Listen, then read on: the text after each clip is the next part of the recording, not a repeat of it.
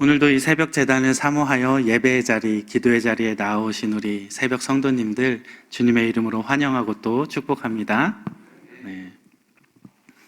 제가 이 자리에서 지난번에 사무엘서 말씀 설교를 또 할 때 사울의 행적과 다윗의 행적을 대조하면서 보시면 이 사무엘서를 굉장히 재미있게 읽을 수 있다고 말씀드렸습니다. 혹시 기억하시나요?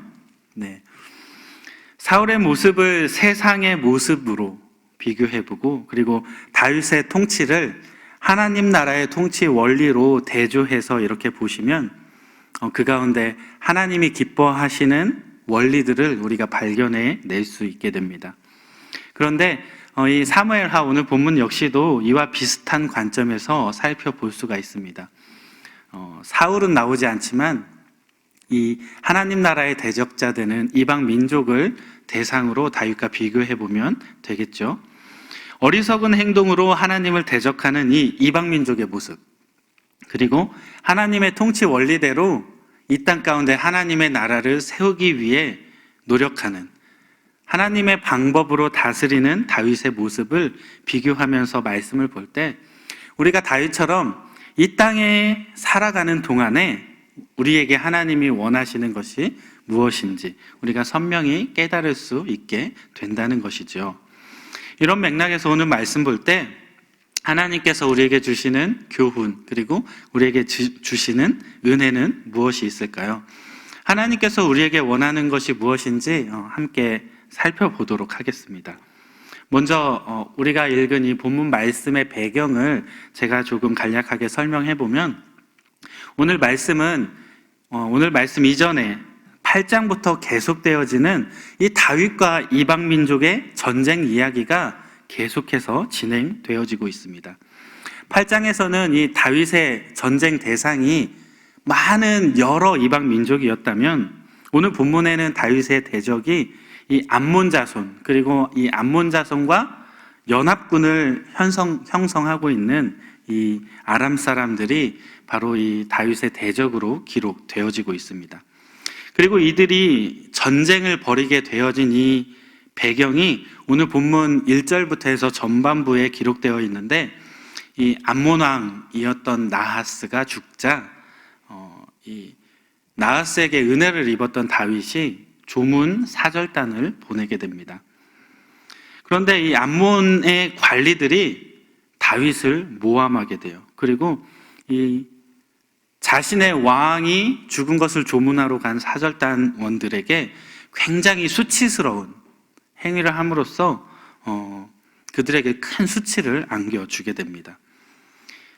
이 나하스의 다음으로 왕이 되었던 한운이 이 다윗의 사절단에게 이렇게 행하고 나니까 좀 두려운 거예요. 이거 치명적인 너무나 큰 수치를 줘서 곧 있으면 다윗이 화가 나서 쳐들어오겠구나 하는 생각을 하게 돼요. 그래서 너무 두려운 나머지 아람 사람들을 용병으로 고용하게 됩니다. 그래서 이 암몬 사람과 아람 사람들이 연합군을 형성하게 되었고 이스라엘과 전쟁을 준비하게 되죠. 이처럼 한운이 전쟁을 준비한다는 소식을 들은 다윗은 어떻게 했을까요? 이 군대 장관 요압을 앞세워서 전투 태세를 갖추게 합니다.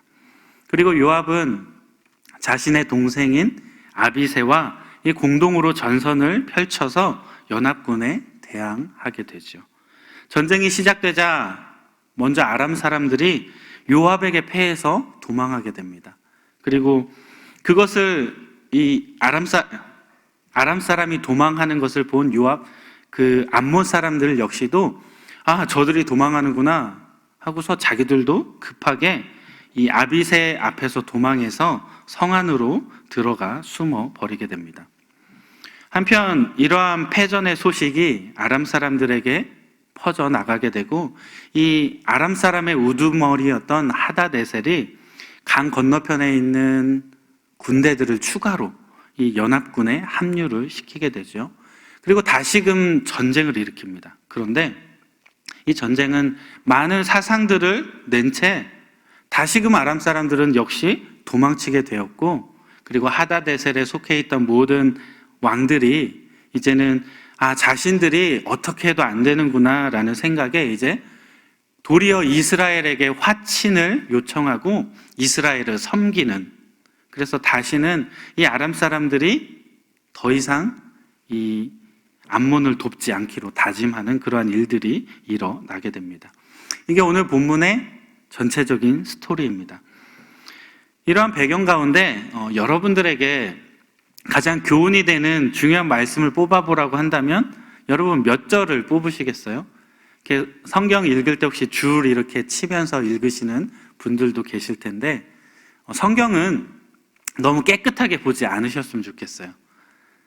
성경이 우상은 아니거든요. 그러니까 줄도 그으시고 말씀 보면서 앞에서 설교를 하거나 하나님의 말씀을 받을 때 은혜되면 적기도 하시고 성경은 그렇게 보셔야 돼요.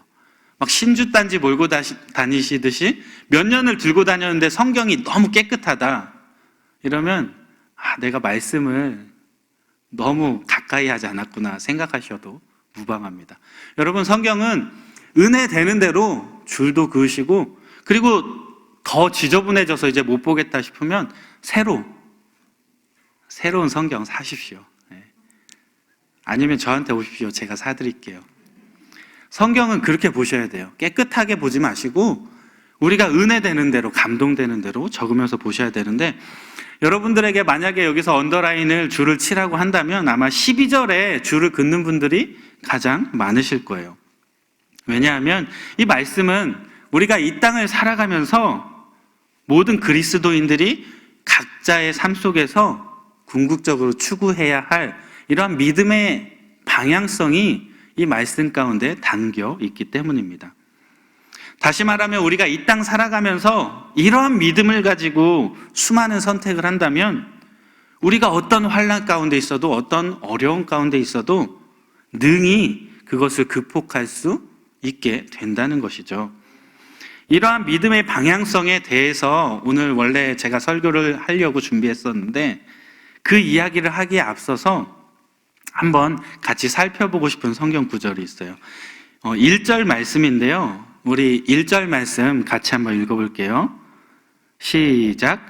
그 후에 암몬 자손의 왕이 죽고 그의 아들 하눈이 대신하여 왕이 되니. 아멘.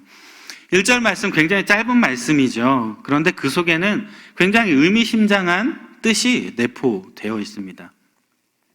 왜냐하면 이 구절은 사실 오늘 본문에 일어나는 사건의 원인이자 배경이 되기 때문입니다. 이 다윗 왕조와 암몬 아람의 연합군이 전쟁을 벌이게 되는 그 원인이 오늘 말씀 가운데 담겨 있다는 거예요. 이 구절이 담고 있는 의미가 무엇이냐면 직접적인 의미는 암몬 왕조, 암몬 왕궁에도 이 세대 교체가 일어나게 되었다는 거예요. 그리고 이러한 세대 교체가 겉보기에는 아무런 문제도 없어 보이지만 사실 여기에 굉장히 중요한 함정이 숨어 있다는 것입니다. 그게 뭐냐면 바로 암몬 왕 나하스가 죽고 나서 그 아들인 하눈이 다음 세대의 왕이 되었는데 그저 왕권과 권력만 계승되었을 뿐이지 정작 중요한 나하스가 어떠한 정책을 펴고 어떠한 지혜를 발휘하며 사람들을 대할 때 어떠한 덕망으로 다스렸는가 하는 것들이 전혀 계승되어지지 않았다는 것입니다. 이것이 왜 중요하냐면 이 일로 인해서 새롭게 교체된 왕좌의 주인 하눈은 이 암몬의 새로운 왕으로서 첫 번째 치르게 된 이 아버지의 장례식이죠. 이 장례식에 큰 실수를 범하는가 하면 결국에는 그로 인해서 그 나라가 멸망의 길로 향해 나아갈 수밖에 없게 되었기 때문입니다. 오늘 본문은 이 다윗 왕조와 암몬 아람 연합군의 전쟁이 벌어지게 된 배경으로 이 다윗이 보냈던 조문 사절단이 수치를 당하는 사건을 명백하게 기록하고 있습니다. 나하스는 일찍이 사울이 이스라엘의 왕이 되기 전에, 즉위하기 전에 길르앗 라못을 침공했던 왕입니다. 굉장히 호전적인 왕이죠. 바꿔 말하면 나하스는 이스라엘과 전쟁에서, 사울과의 전쟁에서 굉장히 크게 패하게 돼요. 그렇기 때문에 이스라엘 사람과 사실 사이가 좋을 수가 없는 왕 중에 하나입니다. 그런데 오늘 본문 2절 말씀에 보면 그런 나하스가 다윗에게 은총을 베풀었다라고 기록하고 있습니다. 그래서 다윗이 그 은총을, 그 은혜를 기억해서 갚기 위해서 조문 사절단을 꾸리게 되는 것이죠. 나하스가 베풀었다는 은총이 무엇인지 구체적으로 우리가 성경에서 확인하기는 어렵지만 추측해 보건대 아마도 이 다윗과 나하스는 화친 조약을 맺고 서로 도움을 주었거나, 또는 이 다윗이 사울을 피해서 도망 다닐 때 그 시절에 나하스에게 어떤 도움을 받지 않았을까 추측해 볼 수 있습니다. 그런데 중요한 것은 그 이유가 무엇이든지 간에 이 다윗이 정말 진심으로 나하스가 자신에게 베풀었던 은혜를 기억하였고, 그 은혜를 이 나하스의 아들인 한운에게 갚으려고 했었다는 사실입니다. 이러한 다윗의 마음도 모른 채 이 어리석은 한운은 다윗의 선의를 오해하게 됩니다. 그리고 조문 사절단을 붙잡아서 수염 한쪽을 강제로 밀어버리고, 수염을 이렇게 밀었는지 이렇게 밀었는지는 모르겠어요. 그냥 반쪽을 이렇게 미는 게 더 수치스럽겠죠. 네. 어쨌든 수염 반쪽을 밀었대요. 그리고 의복을 중동 볼기까지 잘라내었다라고 성경은 기록해요. 이 중동 볼기까지 잘라내었다고 하면 의복을 여기 엉덩이까지 잘라냈다고 하는 거예요. 근데 이 당시 이 사람들은 제사장을 제외하고는 이스라엘 사람들이 속 안에 이제 속옷을 입지 않았어요. 그런데 여기를 잘라내면 어떻게 됐을까요? 엉덩이가 훤히 보이겠죠? 굉장히 수치스러운 거예요. 수염은 반을 깎았고 엉덩이는 다 드러나고, 얼마나 수치스러운지 그들이 이러한 것들을 보고 했을 때 다윗이 너희들 대기하고 있다가 수염이 다 자라면 그때 돌아와라 라고 그렇게 배려를 해줍니다. 어쨌든 한우는 자기 딴에는 그것이 지혜라 여겨서 자신 있게 이러한 판단을 내리는데, 그것이 실은 화를 자초하는 어리석은 판단이었다는 것입니다. 일로 인해 한운 왕은 왕으로 즉위하자마자 나라 전체를 멸망의 길로 몰아넣게 됩니다. 이스라엘을 침공했던 적국의 왕이었음에도 불구하고 은혜를 끼쳐서 다윗이 그 은혜를 갚기 위해 조문을 행하게 되었던 나하스 왕의 이 덕망 있는 통치와 전혀 반대되게 이 한우는 어리석은 선택으로 나라를 멸망의 길로 이끌어가는 이러한 비극을 초래했다라고 오늘 성경은 기록하고 있는 것입니다. 이처럼 오늘 본문 1절 말씀은 정작 중요한 것이 다음 세대, 후손에게 계승되어지지 못했을 때 벌어지는 그 결과가 얼마나 큰 비극인지, 얼마나 안 좋은 일로 그들에게 돌아오게 되는지를 분명하게 보여주고 있다는 것이죠. 암몬뿐 아니라 이스라엘 역사에도 비슷한 일이 있었습니다. 역사상 가장 지혜로웠던 왕이 누구죠? 솔로몬 왕이죠. 이 솔로몬 왕으로부터 왕위를 계승받았던 르호보암 역시도 아버지처럼 이 지혜롭지 못해서 굉장히 우둔한 정책을 펼침으로써 이 이스라엘의 10지파가 다 쪼개져서 갈라지게 됩니다. 그리고 하나의 통일 왕국이었던 이 이스라엘 나라가 남과 북으로 분열되게 되는 역사가 다음 세대에 제대로 전해줄 것을 전해주지 못했을 때 어떠한 일들이 벌어지는지를 분명하게 보여주고 있다는 것입니다. 사랑하는 성도 여러분, 세상의 모든 부모님들은 자녀들에게 좋은 것을 물려주고 싶어 합니다.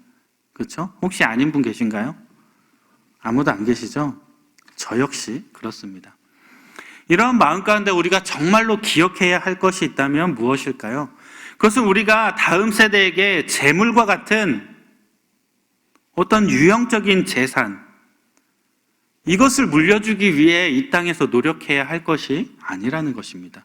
이러한 재산들은 우리가 죽고 나면 그냥 자동적으로 승계가 돼요. 뭔가 내가 이전해주기 위해서 노력하지 않아도 내가 이 땅 열심히 살다 주님 부르심 받으면 자동으로 승계되게 된다는 거예요. 그런데 이 신앙, 그리고 인격, 믿음, 삶의 지혜, 이러한 무형적인 재산은 자동으로 결코 상속될 수 없다는 거예요.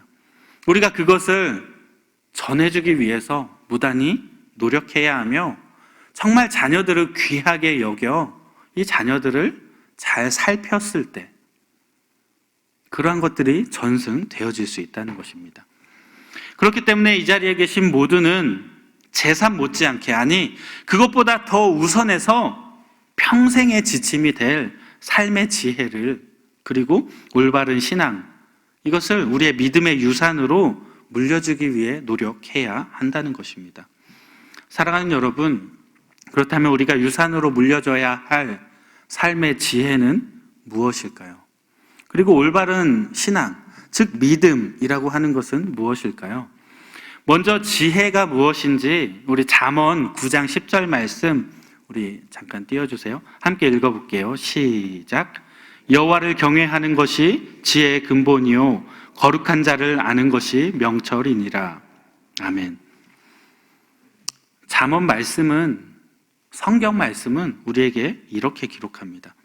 결국 이러한 지혜를 얻기 위해서는 여호와를 경외함에서 그 모든 것이 출발되어져야 한다는 것입니다.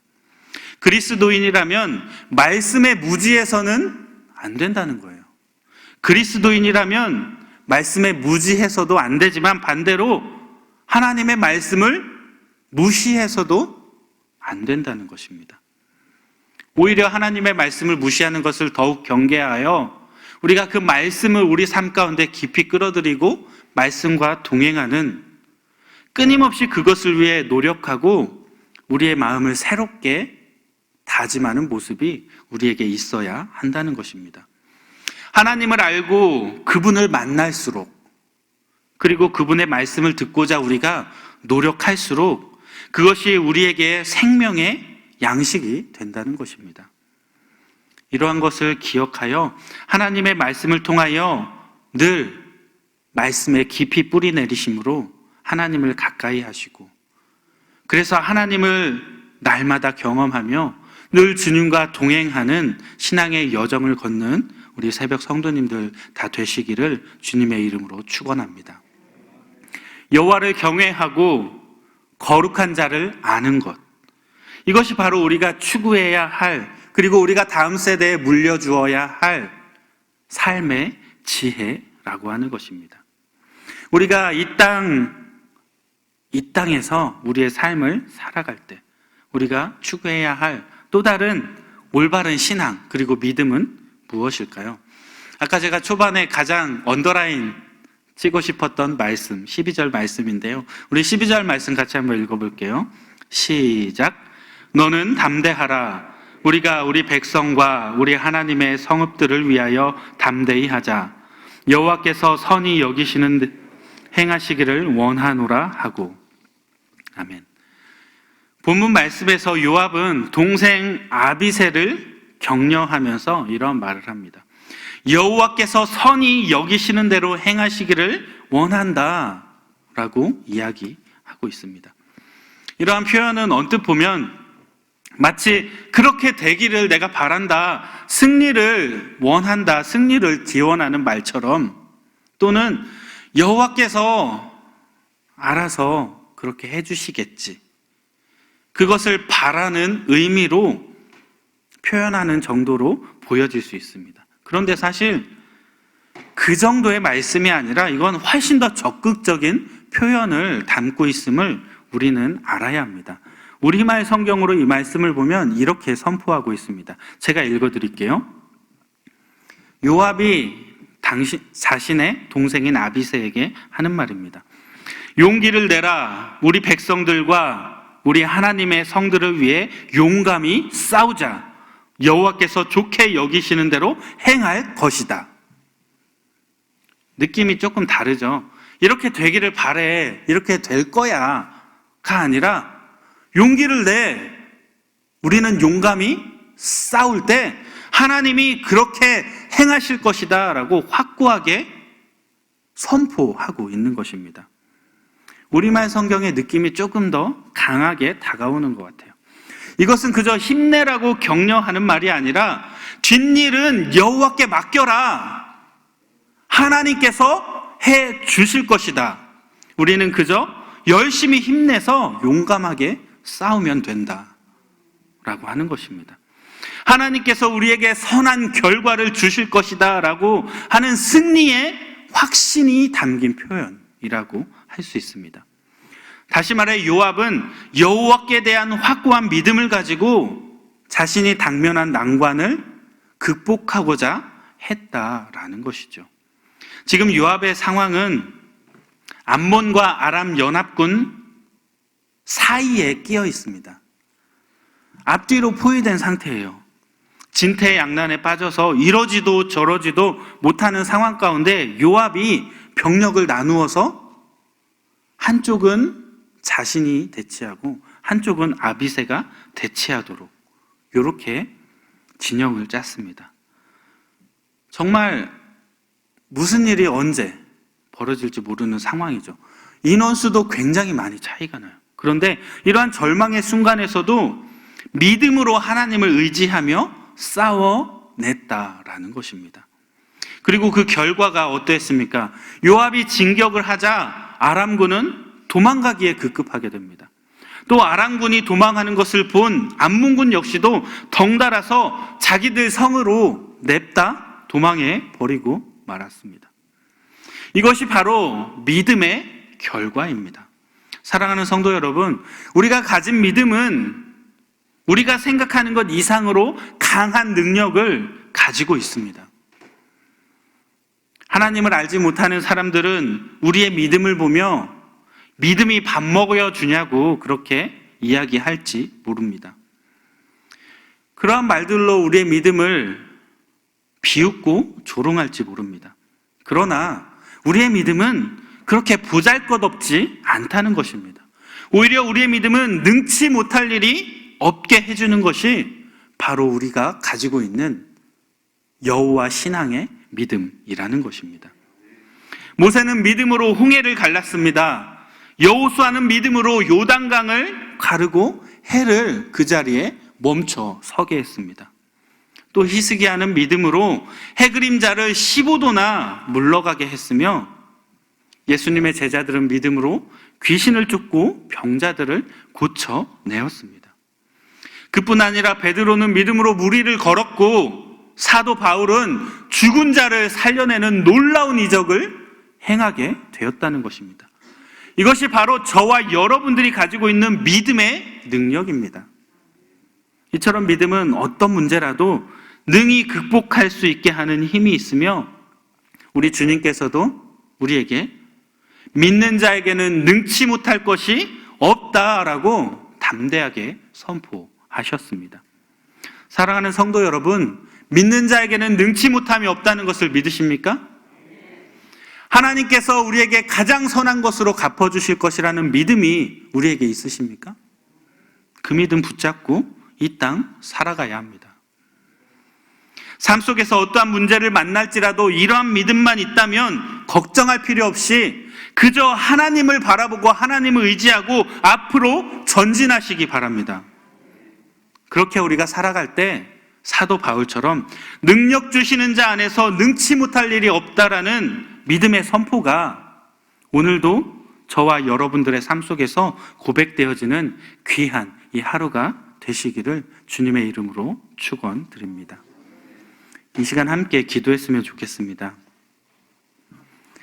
이 시간 우리가 이러한 믿음을 갖길 원하며 말씀을 통하여 말씀에 깊이 뿌리 내림으로 하나님을 알고 그분을 가까이 하여 우리의 삶 속에서 날마다 그분을 경험하며 주님과 동행하는 풍성한 그러한 신앙의 여정을 걷는 우리가 되게 해달라고 우리 함께 시간 하나님께 기도하겠습니다. 다 같이 기도합니다. 사랑해 주님 감사합니다. 오늘도 우리의 삶 가운데 찾아와 주셔서 우리를 우리를 붙잡아 주시고 우리를 주님의 일꾼으로 그리고 주님의 동역자로 함께 이 땅 살아가게 하여 주옵소서. 오늘 말씀을 통하여 여호와를 아는 것이 지혜의 근본임을 깨닫게 하셨습니다. 주님, 여호와를 알고 여호와를 경외함에 그 삶이 하나님과 늘 동행하는 삶이 되게 하여 주옵소서. 하나님을 가까이 하며 날마다 주님을 경험하기 원합니다. 우리의 삶 가운데 찾아와 주셔서 우리를 새롭게 하여 주시고 우리가 주님이 기뻐하는 것을 알아 이 땅 가운데 그것을 행하며 살아가게 하여 주옵소서. 설사 우리의 삶 가운데 환난이 닥쳐도 시험이 닥쳐도 여호와를 믿는 그 향한 믿음으로 능히 이겨내며 능치 못함 없음을 다시 한번 주님 앞에 고백할 수 있는 귀하고 복된 믿음의 여정, 신앙의 여정 걷게 하여 주옵소서. 사랑해 주님 감사합니다. 늘 말씀 속에 임하시는 주님, 오늘도 말씀을 통하여 주님의 지혜를, 주님의 은혜를 엿봅니다. 주님, 우리의 삶 가운데 찾아와 주셔서 우리가 주님의 말씀 속에 깊이 뿌리내리게 하여 주시고 우리가 늘 하나님을 가까이 하며 날마다 주님을 경험하고 주님과 동행하는 풍성한 신앙의 여정을 살아가게 하여 주옵소서. 여호와를 경외하는 것이 지혜의 근본이라 하셨사오니 주님을 알기 원합니다. 오늘도 주님 찾아와 주셔서 저희의 삶을 변화시키고 새롭게 하여 주시고 무엇보다 주님이 기뻐하시는 신앙의 원리로서 이 땅을 살아가게 하여 주옵소서. 우리 앞에 다가오는 수많은 환난과 위협들 가운데 오직 하나님만 바라보는 믿음이 있게 하여 주시고 그 믿음 붙잡고 앞으로 그저 전진해 나아갈 때 우리에게 최선의 것으로 최고의 것으로 갚아주시는 그 하나님의 놀라운 은혜를 경험함으로 그것이 우리의 간증이 되어 많은 사람들에게 하나님의 성호를 선포하며 복음을 전하며 주님의 이름을 드높여 드릴 수 있는 아름다운 삶을 살아가게 하여 주옵소서.